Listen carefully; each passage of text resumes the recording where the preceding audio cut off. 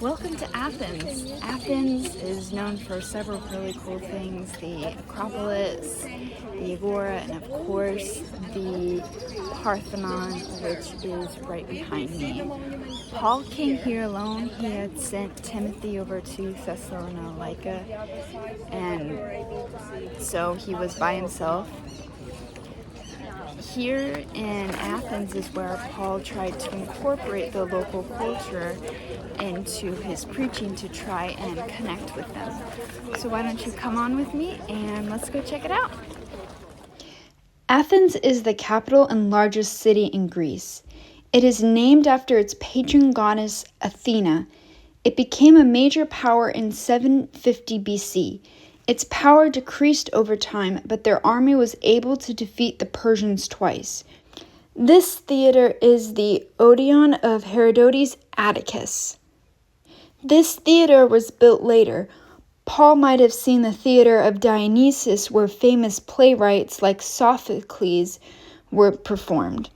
Paul traveled to Athens in 50 AD after turbulent visits to Thessalonica and Berea. He sent Timothy back to Thessalonica, meaning that Paul was alone. Paul would have entered into a cosmopolitan city. Athens was known for its art and philosophy. But Athens was also idolatrous, with temples and monuments dedicated to their pagan gods. The key feature of Athens is the Acropolis, which served as a stronghold for Athens, and the city was built around it. It gave the city strength because of its placement on a hill. The highlight of the Acropolis is the Parthenon. The Parthenon was built and dedicated to the goddess Athena. The Parthenon is magnificent and beautiful. It is an architectural marvel with columns that lean slightly inward to make them look straight. If we visited many years ago, we would have noticed that the Parthenon was actually colorful. We also would have seen their original statues, like the massive statue of Athena. Close by the Parthenon is another smaller temple called the Erechtheion. A key feature of this temple are the maidens serving as columns. The Erechtheion is dedicated to Poseidon and Athena. It is hard not to see the beauty of the Acropolis. It has been remarkably well preserved throughout the years.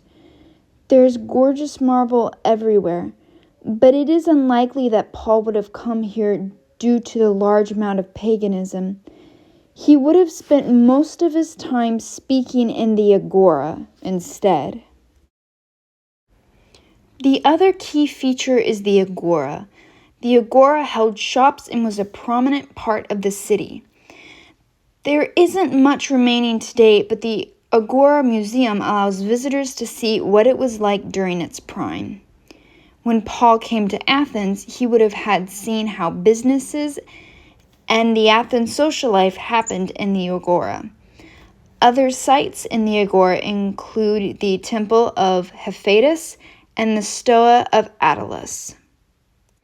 As I mentioned earlier, Paul was very distressed when he saw so many idols in Athens. He decided to speak out about it. First, as was his custom, he spoke in the local synagogue, then the marketplace, which was the Agora. He preached about Jesus and the gospel. The Epicurean and Stoic philosophers called him a babbler because they did not understand what he was saying. They thought he was introducing them to a new foreign god. But even though they called Paul a babbler and didn't quite understand what he was saying, listeners were intrigued enough to invite Paul to speak at the Areopagus. Paul used a unique strategy this time that he hadn't at other places. He pointed out their place for an unknown God and told them about the true God, his God.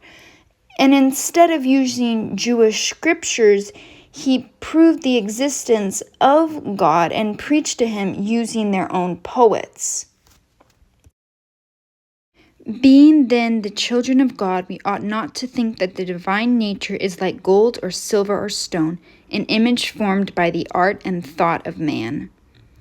Now, some Athenians didn't take Paul seriously when he talked about the resurrection of the dead, but others did, and Paul had some success in Athens. Thank you for